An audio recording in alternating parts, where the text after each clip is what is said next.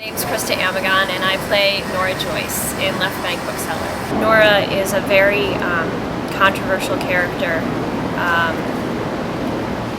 in regards to Joyce's life. A lot of people viewed her as not being worthy of Joyce, not being educated enough, or glamorous enough, or intelligent enough, but having researched Nora, I think she was the perfect match for him. She grounded Joyce. She took care of him, and she gave him the love and the structure that he needed. Had it not been for her, he wouldn't have been able to write Ulysses or Finnegan's Wake. It was essentially her voice coming through him.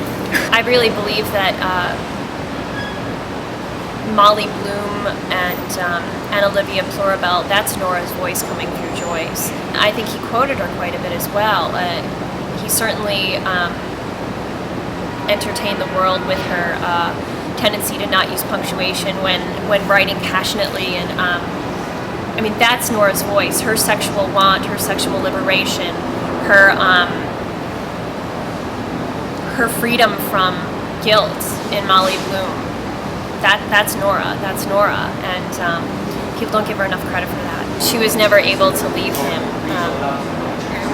She packed up her things a couple times, and was halfway out the door, but she knew that he needed her, and in that day and age, she needed him, not only emotionally but financially. She had pretty much devoted her life to taking care of him and grounding him. She also acquiesced to his weirder needs, which unfortunately they were published, but the sexual letters that were exchanged between the two of them, which in my opinion should never have been published. They're nobody's business. They should have never been published. But the fact is, he was begging her to start this, naughty sexual communication, and if it wasn't Nora having the courage to write that first X-rated letter, Joyce would have never written them. And Ulysses and Finnegan's Wake are full of those references, and in probably many cases he took verbatim from her letters. So she should be given a lot more credit because of people like Sylvia Beach and Étienne Monnier. These writers were able to cultivate their talents and be heard. It was a huge push towards liberating the artist, not only a writer, but any kind of artist, towards not being afraid of breaking taboos and exposing real, gritty human emotion. Working on set was fantastic. Everyone was a joy, and everyone really brought their best energies and their best efforts. Everyone researched their characters. Everyone respected the story we were telling, and also respected Lisa's passion for the story. I think it must be noted how passionate and tenacious Lisa Resnick has been about trying to get this story to the screen, to let people know about this wonderful this world, this renaissance of sorts that was taking place in Paris, that fostered so much art that that helped bolster and build the literary scene of today. Sylvia Beach was never a threat to Nora, not only because of Sylvia's sexual orientation, but I feel like Nora always knew she could see their relationship pretty clearly, and she could see that Sylvia's love to Joyce was essential, but it was also geared more towards his genius than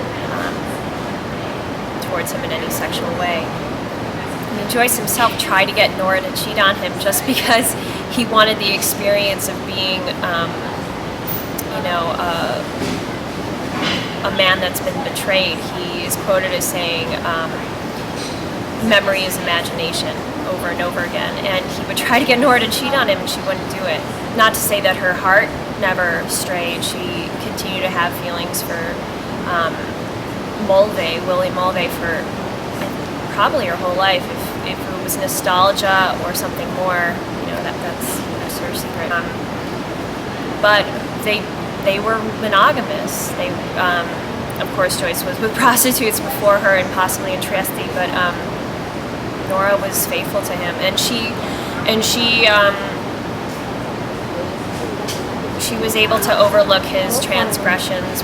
I feel blessed to be representing Nora, who I just adore.